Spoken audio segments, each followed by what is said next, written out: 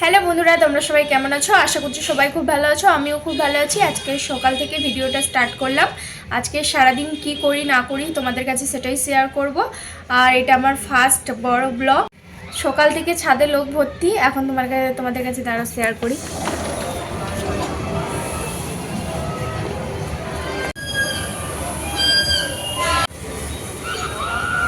সকাল থেকেই কিন্তু প্রচুর লোক ছাদে আছে, বোঝা যাচ্ছে কিনা জানি না। অনেক লোক ছাদে ভর্তি ছিল, ঘুড়ি ওড়াচ্ছে দেখতে পাচ্ছ।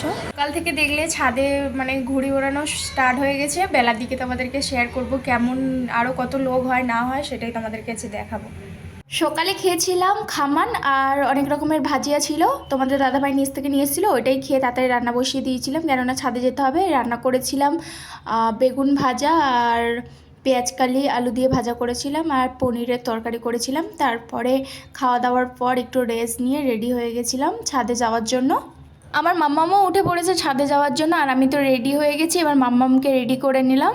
মাম্মাম, ওর পাপা, আমি তিনজনে মিলে ছাদে চলে গেলাম। ছাদে এবার তোমাদের দেখাবো কত লোক হয়েছে। দেখো ছাদে প্রত্যেকে দেখো ঘুড়ি ওড়াচ্ছে, আর আকাশে প্রচুর ঘুড়ি। আর ঘুড়ি, একজনের ঘুড়ি আর একজন কেটে দিচ্ছে। ঘুড়ি নিচে পড়ে ছড়াছড়ি হয়ে আছে। আমাদের ওই সামনের ছাদটাও সকলে উড়াচ্ছে দেখো, বাচ্চা থেকে বয়স্ক থেকে। আমাদের ছাদেও অনেক লোক, তোমাদেরকে দেখাচ্ছি। আমরা যে ছাদটা দাঁড়িয়ে আছি, আর ওই যে আমি ঘুড়ি ওড়াচ্ছি। একটা ঘুড়ি উড়ে এসে পড়েছিল, আমরা কোনো ঘুড়ি কিনিনি। একটা ঘুড়ি উড়ে এসে কেটে পড়েছিল, সেইটা নিয়ে আর আমরা দড়ির তো অভাব নেই, চারিদিকে দড়ি ছড়িয়ে আছে, সেই দড়িটা দিয়ে আর ঘুড়ি ওড়াচ্ছিলাম। তারপরে আমার মাম্মামকে তো ঘুড়ি কিনে দেয়নি, কেননা ও বাচ্চা মানুষ, এখনও ঘুড়ি ওড়াতে পারবে না। তাই জন্য একটা বেলুন কিনে এনে দিয়েছে ওর পাপা, ওইটা ও ওড়াচ্ছে। আর এই দেখো ঘুড়ি কত কেটে নিচে বিছিয়ে আছে পুরো। প্রচুর আনন্দ করেছি সকলে। আর আজকের দুদিন ওড়ানো হয়, এটা প্রথম দিনকা, দ্বিতীয় দিনকা হয় অত না। আর এই দেখো পাশের একটা ছাদ দিয়ে একটা বড় ঘুড়ি ছেড়েছে। ঘুড়িটা অনেক বড়, কিন্তু দেখে মনে হচ্ছে যেন ছোটো, কেননা অনেক দূরে উঠে গেছিলো তো, তাই জন্য মনে হচ্ছে যেন ঘুড়িটা অনেকই ছোটো, কিন্তু প্রচুর বড় ঘুড়ি ছিল ওটা।